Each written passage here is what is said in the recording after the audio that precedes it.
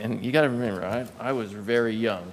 And I said, "What is wrong, Mom?" And she said, "The President Kennedy was just shot." And, you know, at that time, you just had television. You didn't really have the internet. You didn't have a lot of things. But, you know, as we talked about that years after, you realized what impact that had on just an everyday person. Because I think people really like John F. Kennedy. I'm not saying everybody did, but the impact that it did, it made my mom sit down and cry. It was just, you know, I mean, I'm sure she was fearful of where is the country headed. Our president was just killed, you know, and so it's interesting, kind of personal experience, but I did want to share something that he said that he's famous for, and we've all heard. It says, "Ask not what your country can do for you, ask what you can do for your country." And I want to relate that to this council and our mayor. They say, "I don't want to know what Kaysville can do for me. I want to know what I can do for Kaysville." So I just kind of wanted to relate that together and appreciate everything they do. Thank you so much. If you'll all rise and will join me in the Pledge of Allegiance. I pledge allegiance to the flag of the United States of America and to the republic for which it stands, one nation, under God, indivisible, with liberty and justice for all. Thank you so much for that opening. Thank you for being here, residents. Our first item on the agenda is call to the public, our second item. We have 2 people signed up to speak. Just to remind everyone about the way this works, you'll have 3 minutes to speak, and then your microphone will turn off. And there'll be a timer on the screen. So I'll first invite Don Anderton and then Michael Arbiseth. Can I start? All right, my wife tells me I talk fast, so you guys got to hear fast. Fair enough? I live over in Mountain Vista subdivision over by the Smiths area. The Arbiseths are actually here for the same thing, so you'll probably be able to hear a little bit of a repeat. I'm here to just kind of talk to the council a little bit about some of the problems we're experiencing there in our HOA, as well as along the pathway there between Webb Lane and about Phillips Street. Since about this last summer, we've been experiencing a massive increase in graffiti, destruction of property, and trespassing, and then littering all along that whole stretch there. It's come to the point where we've had to do some pretty significant investments from a cost perspective, and we're still seeing significant damage. And so I'm hoping today that I can actually start a dialogue here where we can team with the city, where we can talk about what we've done and what help we could use from the city to try to help mitigate this. Just to give an idea, this fence that we just had, that's part of the damage. There have been rocks kicked in. We just replaced 2,100 linear feet, $85,000 cost. Within 10 days of installing that, we now have another $5,000 worth of damage on that fence. We've limited how much traffic can go through our neighborhood. We've installed signs. We've put cameras up. We have active patrols within our neighborhoods to catch them. The good news is we have actually caught one group of 3 boys that were actively destroying the fence. We worked with Officer Stanford, great guy. We really appreciate working with him. We've got a case number, K2404170. I'll give one handout because my printer ran out of ink. You guys can have that if you want it. And we're steadily feeding him pictures, locations. There's a lot going on there. So my ask here to try to come up with the last minute that I have, we would love to be able to team with Kaysville City to do a few things. We would love to be able, when we caught these 3 boys, we went around and talked to a lot of the other kids that were also gathering, and we found that a lot of them didn't really understand how significant what they were doing was, that it actually could get up to a felony based on the cost and the damage that they were causing as soon as it exceeded the $5,000 mark. So we'd like to be able to ask the city to install signs along that stretch in particular, if we can get multiple signs along there that actually indicate that this vandalism, graffiti, trespassing, and littering is punishable by fine and prison. We'd love to be able to see something like that.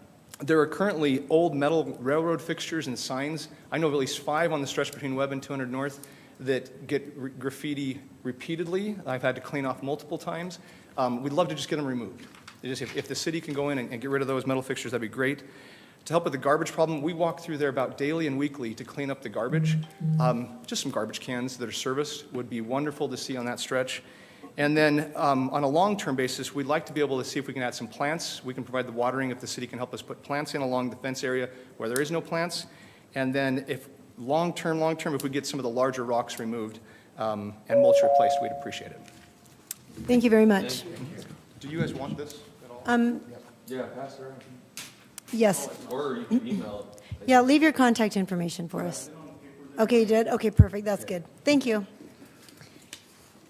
All right, Michael, come on down. I think that Don articulated our concerns probably better than I can. But I belong to the HOA board down there at Mountain Vistas, and we have had, it's not just started in the past year, but we've actually been dealing with this problem for a long time with rocks being thrown through the fence. There is a lot of rocks along the side of that trail in that stretch between 200 North and, I don't know what the other lane is, Webb Lane. And we have put up with it, and we just spent nearly $90,000 replacing that fence, and we know that it's not our users that are causing the damage. We know that are users that are accessing the trail from the city access points. And so, as Don alluded to, we have done a lot of due diligence. We've done a lot of replacement. We've done a lot of work to make this look good. In fact, we've removed graffiti from the other side of the fence, which faces the trail, multiple times. We need assistance. We can't do it all. The ideas that Don shared with you, I think, are appropriate in a call to action and help from the city. We can't do it all by ourselves, and yet we have tried, and we just spent nearly $90,000, and he just said we have $5,000 of damage, and it hasn't even been a month.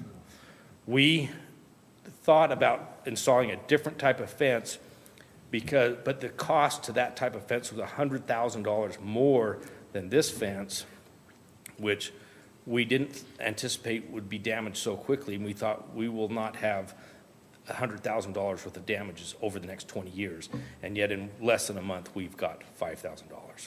So please, we would ask, I think Don will email those things to you. We need assistance, and we think it's appropriate to ask to call on the city. The police department has been wonderful, however, limited resources there to help us out. And we have done, all of the finding has been done on by us. We were the people who caught the 3 individuals that damaged the fence a week ago. And fortunately, the police department has been very good to work with, but we can't monitor that, and we need to create more awareness, and we request help from the city. So thank you very much. Thank you very much. Would buckshot work? Yes. We consider that. Or Hunger Game type pods? Thank you. We'll have some discussions about that. We appreciate you bringing that to our attention. Okay, now I have a proclamation to present for Arbor Day, so I'll quickly read this for you. Whereas Kaysville City, Utah has committed considerable time and resources to the urban forest and has chosen to set aside a special day for the planting of trees, and whereas this holiday called Arbor Day is observed in every state in the Union and throughout the world, and whereas trees can reduce the erosion of topsoil, cut heating and cooling costs, moderate the temperature, clean the air, produce oxygen, and provide habitat for wildlife, and whereas trees in our city increase property values, enhance the economic vitality of business areas, and beautify the community, and whereas wherever they are planted, trees are a source of joy and spiritual and mental renewal. Now therefore, I, Tamara Tran, Mayor of Kaysville City, along with the Kaysville City Council, do hereby proclaim April 27th, 2024 as Arbor Day in Kaysville. I also urge all citizens to support efforts to protect our trees and woodlands and to support our urban forestry program. Further, I urge all citizens to plant trees, to gladden hearts, and promote the well-being of present and future generations. Okay. Council, do we have any conflicts of interest that we need to declare? No? Okay, good. Moving on then to item number 5, consent agenda. Would someone like to make a motion to move the consent agenda? Yes, I'll make a motion that we move the consent items A and B for approval. Okay, thank you. Councilmember Oaks, do we have a second? I'll second. Okay, we have a second. Councilmember Adams. Aye. Aye. Aye. Aye. Aye. Okay, thank you. Motion carries. Moving on to action item 6A, request to amend the June 20th, 2019 development agreement with Ogden Clinic for professional office space. I'll turn the time over to Melinda to present. Thank you, Mayor. So items 6A and B are fraternal twins, is what I'm going to say. So I'll explain.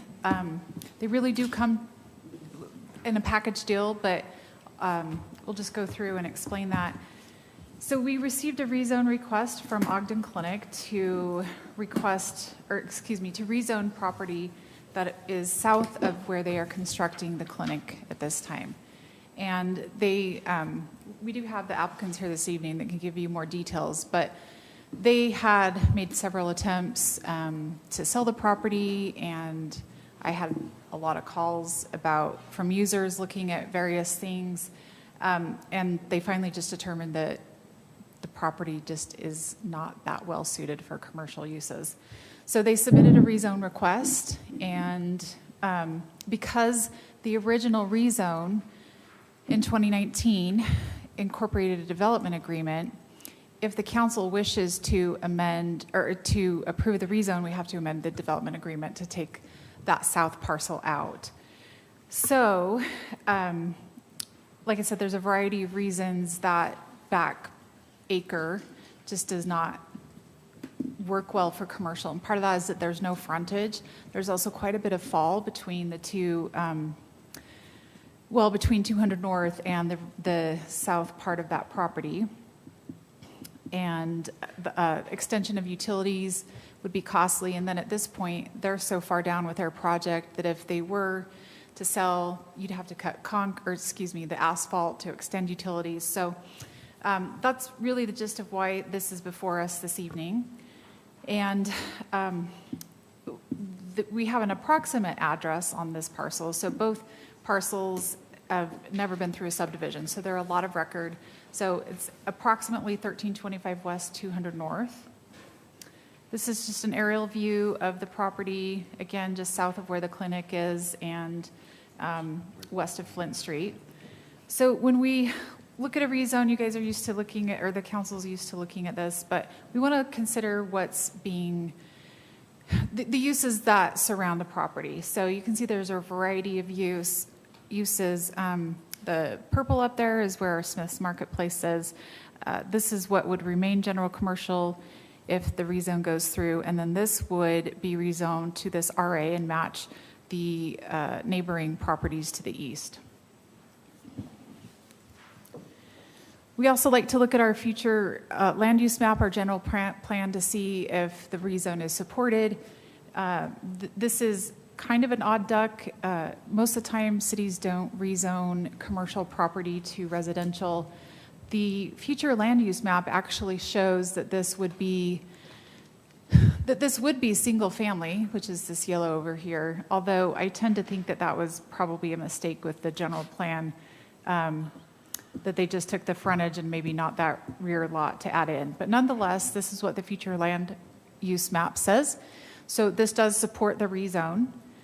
Just real quickly, the residential or the agricultural residential zone has frontage requirements of 30 feet, side yard setbacks 8 feet, rear is 30. You have to have 100 feet of frontage, and the minimum lot size is 21,780 square feet. So with this property being over an acre, it does already actually meet those requirements on the minimum size. The plan for Mr. Wood, if the rezone is approved, is that they would, he's under contract to purchase the property to the east, and so we would just kind of use this as pasture land, and if it were to be subdivided or further down the line, utilities would need to come off of Flint Street, not 200 North. So this was before the Planning Commission on March 14th. We did receive 3 comments that were supporting the zone change, which is kind of a nice change for us at the Planning Commission. Most of the time, those comments are in opposition. But the Planning Commission considered the item and then voted 4-0 to recommend the City Council approve the rezone request. And then, of course, the development agreement. So that is the recommendation that we're here with you tonight to approve that amendment to the development agreement and the rezone. I did want to just mention one thing with the development agreement. I realized I was working off of an old site plan. So I updated the development agreement with the current square footage of the project, which is 29,253 square feet. Thank you. We don't have anyone signed up to speak, and Brandon is missing some games for his kids. So come on down, please, applicant, and tell us your plan. Thanks, Mayor. So, yeah, I'm kind of in a funny spot because the Ogden Clinic is a client of mine, and we were in here several years ago trying to rezone all this property commercial with some opposition to doing that at the time, right? And so when we did it, the intention was to be able to get the clinic out front, and we had this piece in the back that was just part of it that came along, and we weren't sure what we were going to do with it. Well, as they started building, we started looking for potential buyers, and we had some different groups that were looking at it, you know, back offices for developers and other things like that. But, you know, that drops 6 feet off of 200 North, and it's 800 feet off the road. And the cost to build that up and to put in utilities is actually more than the property's worth. And the clinic, you know, after looking at it, saying, okay, well, we sell it now, and we have this neighbor, but we don't know. It's going to be this weird little building in the back. Who's going to be here down the road, and who's going to be driving through our parking lot? You know, 15 years down the road, we just built this amazing Class A facility, and do we want to even have a neighbor? And so they asked me to go approach the neighbors, say, hey, would any of the Smiths want to buy this if we just sold it off as residential? So I went and met with Catherine, and she said, oh, heck no, I don't want to buy that. She said, but I'd sell mine. The only restrictions are you can never develop it, and you have to keep my old house. Mm-hmm. So I said, okay, I'll buy it. That's where we're at. So I kind of fell in love with the property. So my plan would be to just kind of add on to the existing house, take part of it off, then add on and build a house there. I have a 35-year deed restriction where we can't develop the property. And so that back part would just most likely stay open land.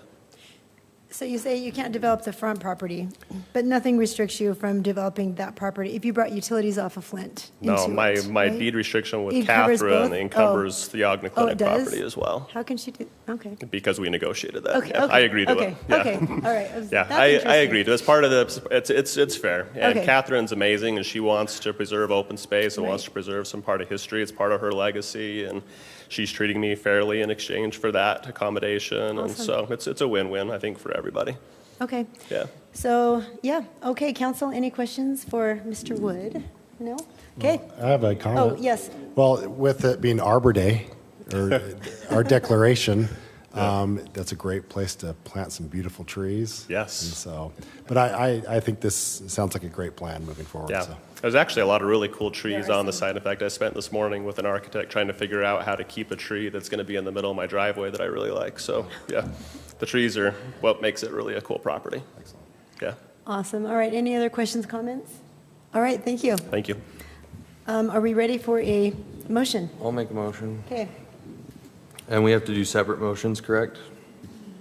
Okay. A and B. We can't do A and B together. We have to do just A first. Yeah, we should amend the development agreement and then rezone the Got it. property. I'll make a motion that we approve action item A, request to amend the June 20th, 2019 development agreement with Ogden Clinic for professional office space. okay. And I second, oh, don't take it. So, okay, we have a motion and a second. Councilmember Hunt. Aye. Aye. Aye. Aye. Aye. Okay, motion carries. Thank you. I'll make a motion that we approve action item B, request to rezone 1.09 acres of property located at 1325 West, 200 North from GC General Commercial to RA Agricultural Residential for Mr. Brandon Wood. Okay, we have a motion? And I will second that. Okay, sounds great. Councilmember Jackson. Aye. Aye. Aye. Aye. Aye. Okay, motion carries. Good luck. This will be beautiful. We're excited. Okay, all right, moving on to C, request to rezone .031 acres of property at 1400 West Willowbrook Lane from A5 heavy agriculture to R114 single family to Russell Wilson. Turn the time over to Melinda for this. Thank you again, Mayor. So this might seem a little bit like Groundhog Day with this area of the city, but the address here is approximately, as you said, 1400 West Willowbrook Lane, 0.31 acres. This is currently zoned A5, and so this parcel is actually non-conforming to the zone, so it's not large enough to be actually eligible for any development. So the rezone of this property and in combination with the neighboring property in the subdivision would actually solve the problem of this being non-conforming. So here's just an aerial view of the property. Again, we like to consider the surrounding uses when we look at a rezone. You can see the variety of residential uses that are around there. Get my mouse over to that screen.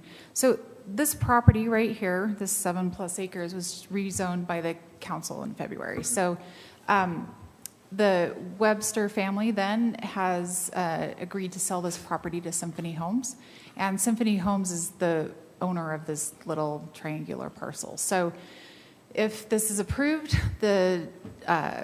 both parcels will be developed cohesively into single-family homes, and the R114 zoning, I'll get to that in just a minute, but our future land use map here, again, the yellow indicates that we plan to have this as single-family residential, so that move from agricultural to residential is supported by the future land use map in the city, or the 2022 general plan. R114 setbacks and frontage requirements are there in front of you, 14,000 square foot minimum lot size. I know when we discussed the rezone for the 7 acres, part of that comments from the public were that, you know, neighboring area is half-acre lots, and there was concern about, you know, these being smaller lots, but from a visual perspective, looking down the street, you just won't notice a difference because these are the same setbacks that and frontage requirements for the larger zone. So this was before the Planning Commission on March 28th. We did not receive any public comments, and the Planning Commission voted 6-0 to recommend approval to the City Council. So that is our recommendation for you this evening, and I'd love to answer any questions. Oh, we do also have a member from Symphony Homes here tonight. George Schmidt is here if the council has any questions for the applicant. Okay, thank you very much. We don't have anyone signed up to speak to this, so would you like to come down and...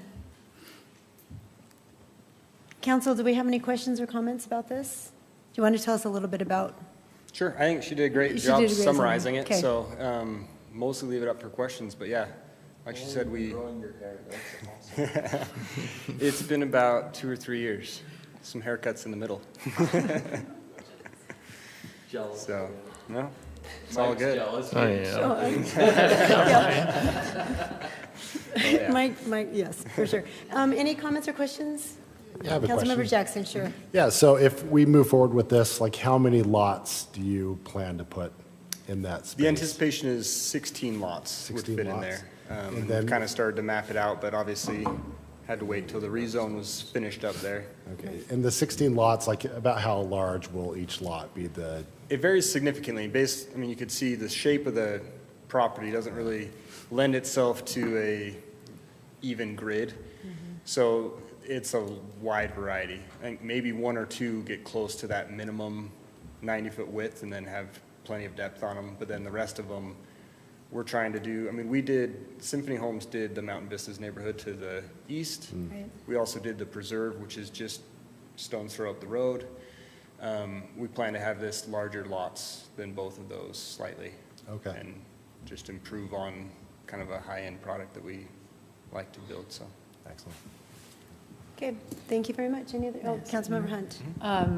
I don't know that it necessarily applies to this little triangle, but we had talked about when we rezoned the larger lot, increasing connectivity. Have you guys had any discussions about that? Is that something that you're? We've been working with a traffic engineer to understand the need and the feasibility of that. So that's kind of where we're at right now, is understanding how it would help or not in this scenario. And I think that'll be part of our preliminary application when we get to that point. Thank you. Great question. Anything else? I'll just say one thing. Okay. I'm asking that you think about, if you were to come to us and ask if you could build more homes, but have the more that you build be 22 to 2,400 square feet, unfinished basement, place for single families, I mean, new home buyers to move into. Mm-hmm. I'm saying publicly that I would consider more than what the zoning is approved for. So just I know Bruce and all those guys, I don't know how much they're hearing that, but that's the feeling that I'm getting, is that there aren't those homes. Mm-hmm. And that's a place where I'm willing to budge on density if it makes sense for you guys, to have two instead of one, or two be equal. Does that make sense? Yeah. No, and it's something we're heavily looking at right now. It's never been Symphony's bread and butter to do right. that. And I knew that, but But we are expanding there. There's a need for it, so we're looking at it. We're trying to develop that product. Pieces of land do come with a price tag on them, so it's fitting product, and you have to be able to get your money out of it as well. So something like this could be difficult in that regard. We do have other pieces that we're accumulating in Kaysville specifically, that I think will be approaching the city down the road here soon with that ask, saying, hey, this is a great fit, this is a great location, and developing that type of product that can fill that need in Kaysville and across the state. Great, thank you. So. Yeah, good. We want you to know that. Okay, Councilmember Oaks. No, having lived in Symphony Homes for the last almost 15 years as we've lived in Kaysville, I appreciate the product that you bring to the city. Thank you. Yeah, appreciate that. Great quality. All right, thank you so much. Okay, are we ready for a motion? Yeah, I can make a motion. Okay. I'll make a motion that we approve the request to rezone 0.31 acre of property at 1400 West Willowbrook Lane from A5 heavy agriculture to R114 single family for Russell Wilson. Thank you. Do we have a second? I'll second it. Okay, we have a motion and a second. Councilmember Oaks. Aye. Aye. Aye. Aye. Aye. Okay, motion carries. Thank you so much. All right, item letter D, an ordinance to amend section 17-20-4 central commercial conditional uses of the Kaysville City Code to remove dwellings as an allowed use. Turn the time over to Melinda for this. Thank you, Mayor. This is a pretty simple text amendment as far as those typically go. We recently were attempting to purchase some property over in the central commercial zone to use to help with some of the parking issues that we have downtown, and lost out on purchasing that property. The purchaser ended up building essentially a single family dwelling, which is allowed through a conditional use permit. And that also means that we really cannot deny that use. So we discussed with the Planning Commission to remove dwellings as a conditional use. And what that will do is just help preserve the commercial space that we have. In theory, somebody could come and buy the entire Main Street, tear everything down, and put single-family homes in. I don't think that would happen, but removing this would alleviate the potential of losing some of our precious commercial space, especially in the downtown area, to dwellings. Okay, we don't have anyone signed up to speak to this, but I do have a question from the audience that I spoke to a resident earlier about. Will this, for those single-family homes that are in this area, does this affect their ability to put an accessory dwelling unit in the future, perhaps on their property? So that's a good question. The downside of doing this, and my belief as to why it was probably left in, is because when it is not a permitted use, you have what then becomes a non-conforming use. And so it would be a legal non-conforming use, meaning it was legal at the point in time when a house was constructed, but is no longer allowed in the zone since we've changed the parameters of the zoning code. So our non-conforming use chapter does denote that you can't expand the use. There's a portion that says the Planning Commission could substitute a use if they felt like it was appropriate.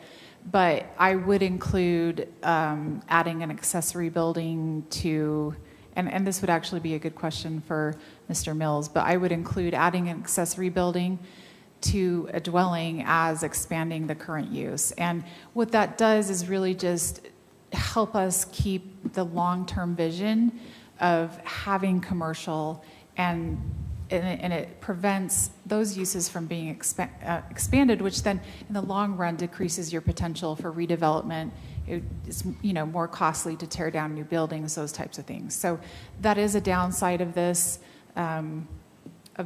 text amendment, but we do have non-conforming uses up further north on Main Street where it's been rezoned to general commercial and there's single-family homes there. So we do have some of these areas in the city that exists. Is there a way for us to craft it so that people who are in a single-family dwelling could potentially remodel and add on to their property and still be allowed to do that? So they could remodel the interior of a home, but we wouldn't allow the expansion of a footprint. Okay, yeah, so our code prohibits that. Is there a way to allow that still? Because I understand what we're trying to accomplish, I do, but it does affect property owners who have been there a long time. It does. From the ability to change their property. And I kind of agree with the mayor. If somebody's living in a home, they may have bought, like this new one they're building, they may find 3 years down the road, they like to build a garage in the back or something. I agree with you. I think they should, as long as it's a non-conforming use and they're not really changing the single-family dwelling, I can't see the harm in them allowing them to put a garage in or something.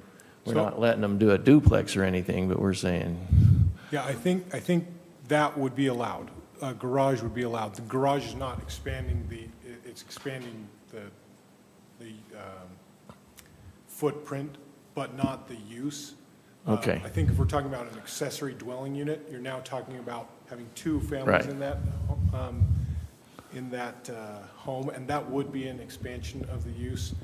There are certainly ways that we could draft this that would allow for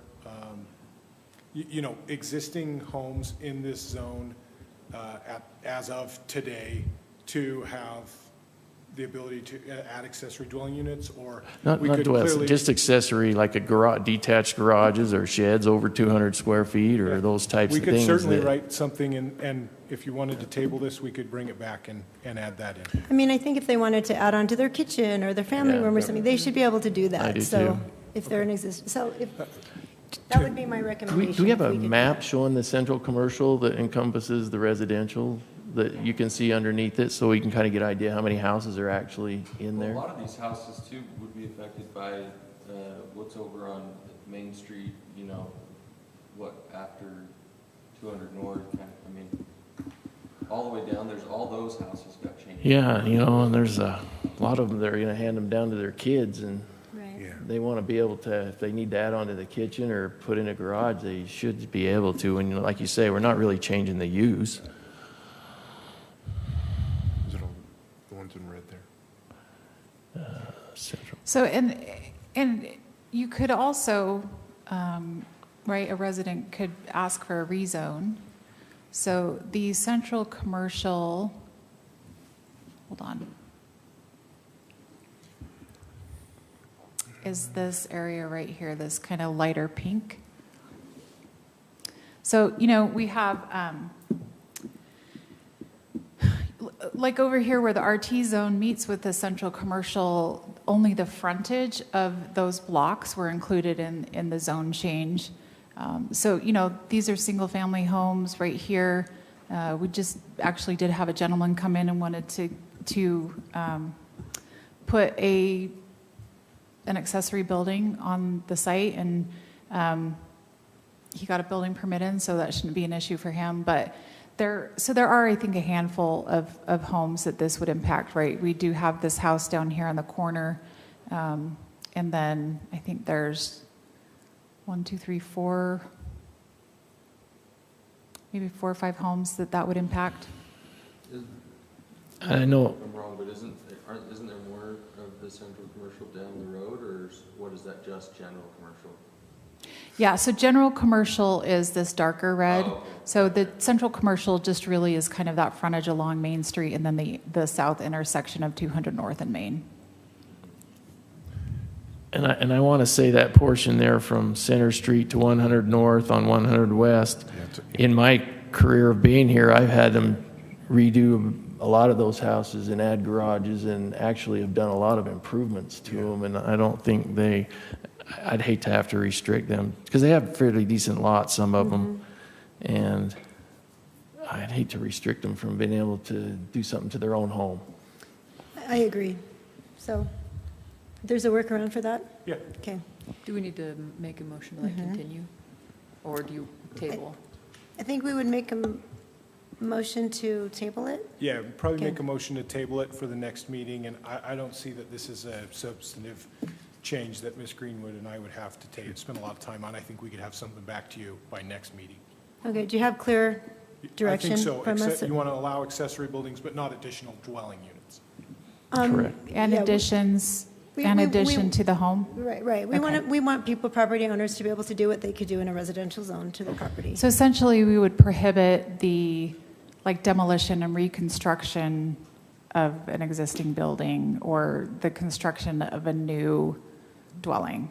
So yeah, Nick and I will work together and bring something back. Okay, thank you. Oh, so I guess we need a motion for that. I'll make a motion to table, are we on D? Item D, an ordinance to amend section 17-20-4, central commercial conditional uses of the Kaysville City Code to remove dwellings as an allowed use, just with the, kind of the instruction we've given to staff. I'll second. Okay, thank you. We have a motion and a second. Councilmember Blackham. Aye. Aye. Aye. Yay. Okay, thank you. Motion carries. All right, councilmember report. So I wanted to just quickly circle back to our public comment. Yeah. I realize that the property that you're talking about referencing is within an HOA. And so I don't know, Nick, I don't mean to put you on the spot, but can we work on that or figure out if there's anything we can do? I realize it's controlled by the HOA. Yeah, we could reach out to the HOA. Okay. We would want to talk with, there are some unique aspects of that area. I think it's part of the rail trail, if I'm thinking of the right place. Okay. That's the area we're talking about. Yeah. We've taken care of the HOA. It's the rail trail that we're missing. The city So- property, we can't do anything. So there are some issues with the rail. It's UTA property, so we'll have to work with UTA. And they have some conformity that they want along the entire trail. So Okay. we might not be able to get everything that they want, but we could certainly reach out and try to accommodate that. You know, and I went down there today and I rode it down. I'm surprised I didn't get kicked out of your neighborhood though, because I rode my one wheel down through your neighborhood. So, but I would like to see something along the rail trail that says, if you witness vandalism, call this number, you know, something that said, so people, I mean, it is probably, I would say, one of the most used parks in the city. And it is really dark because of the trees, and they're really cool, those trees, and it makes kind of a canopy down through there, and it's beautiful down through there. But it is a easy place for kids to hide and hang out and stuff. But it would help. I think people sometimes don't want to approach those teenagers when they're doing things, but I don't think they'd have a problem at all getting down to the end of the trail and dialing a number, you know, even if it's 911 or something, but a sign that says, if you witness vandalism or anything on this trail, please call. And, you know, something like that maybe. Yeah, very, very good idea. Just my last little mention is the Davis County Convention is on Saturday. So for anyone who wants to go to that, the Davis GOP Convention is on Saturday. So, Councilmember Jackson. Yeah. Yeah, just to the point with the graffiti and vandalism, I've noticed actually today some graffiti just off of Burton Lane as I was driving south on I-15, and it's the first time I've noticed it. And then we have some on 200 North. I would love to see our police officers, if we catch folks doing that in our city, maximum penalties, and I would love to have our city be extremely robust on painting over that. And graffiti just has no place in our community here. And love to see anything we can do, and property owners to take a more active approach in taking care of that when that happens. So. For sure. Mayor. Yes, Councilmember Hunt. Sorry, I just want to put in a plug for youth court. We're hoping to get more people to join for next year because we've got a lot of seniors graduating. So if you know a youth, I think it's any youth in high school who would be interested in youth court, it's a really cool program. Just have them contact me through my contact information on the website. I'll put them in the right direction. Fantastic, thank you. Anyone else? Councilmember Blackham? If nobody's going to say anything, I can't help but say something about the Easter egg hunt. Oh, the Easter egg hunt, yeah, for sure. Because I wasn't able to make it. Was it good? oh, you are such a character. There is nothing funnier than watching an event start at 9 o'clock and be over at 9:00.45. That's true. And there's not a kid that leaves without something. Not a kid leaves without something. So it's an awesome thing the city does down there. And I just want a shout out for that. I was hoping, I thought maybe, and there was kind of an Easter egg bunny there. Right, right, a really tall council member. Big tall one, probably. Funny.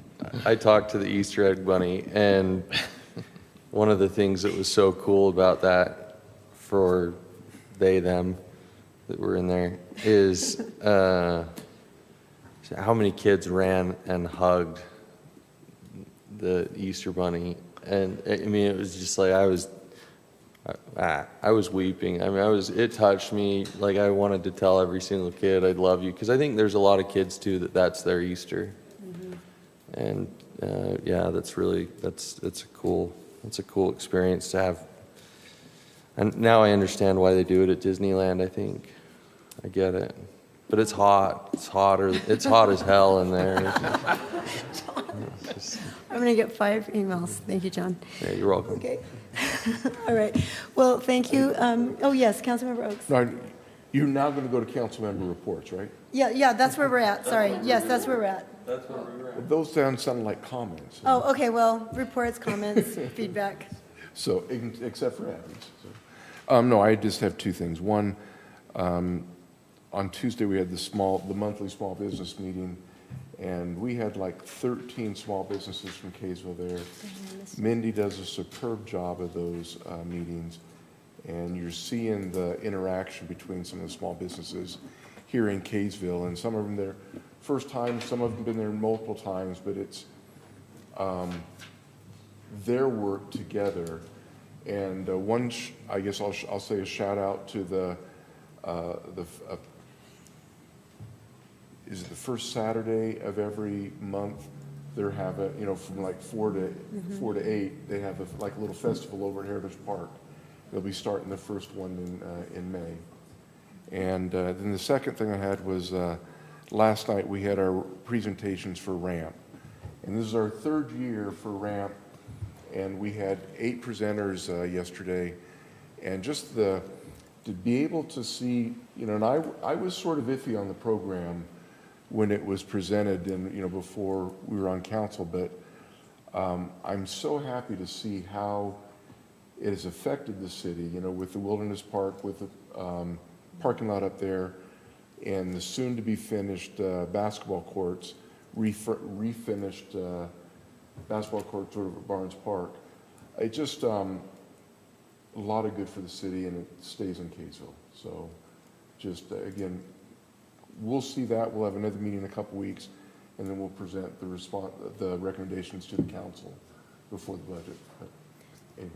Yeah, thanks so much. And just a shout out to all our council members. I mean, this isn't not the only meeting, that we attend. Everyone has liaison responsibilities and opportunities to serve, and we are just so blessed to have a really active council that gets involved and volunteers so much time, kind of what Councilmember Blackham said at the beginning. So thank you, everyone. Jason, City Manager, do you have anything? Thank you, Mayor. Since the graffiti was brought up, I wanted to say that's one thing we can jump right on is the graffiti on the substation fence there. that's maintained by the city, the power department. So we're looking at either replacing some of those slats or just painting over that, but we'll jump on that right away. I think the graffiti over on 200 North is something that's more of a code enforcement issue on private property, so that's, we'll go through that process as well. But yeah, we agreed the quicker we jump on that graffiti, the hopefully that stymies any additional copycat graffiti. So, and I walk that rail trail corridor at least a few times a week, and I know what you mean. I've seen, it's amazing. I've seen 2 youth groups this week alone go along and pick up trash, and it's amazing that the next day there's trash again. And particularly around Smith's, I think a lot of kids go down and get their drink or whatever, fizz, and then they just throw their trash. So I think definitely some signage could help. We'll look into all those things with Cole. We've got that annual day of service that comes around every year. The rail trail is a major focus of that with a lot of the stakes. So I think we can bring that up with them, see if we can jump on, maybe picking up some of those rocks and all that kind of see what we can tackle there. But great suggestions. And then just wanted to remind everybody, of course, we've got our exciting 4-hour marathon budget meeting in the morning, so get a good night's rest. 8 o'clock, and this will probably, unfortunately, go all the way till noon tomorrow. The last few meetings we've had focused on capital improvements, and this is our first chance to really tackle the FY25 operating budget, so we'll spend most of our time talking about that, but look forward to that. And we will bring in some sandwiches around 10:30, so just FYI. That's all. Okay, thanks. And bagels, right, in the morning? I think so. Okay, good. All right, well, thank you so much. Anyone else have anything? Nope, all right, then we'll look for a motion to adjourn. So moved. Okay, all in favor? Aye. Okay, thanks, everyone. Hop on that, that's your Yeah. It's the same. Yes, that's Yeah, did you see it? awesome. Did you see Oh, thank Mayor? you, thanks. Thanks. No, yeah, that's bigger.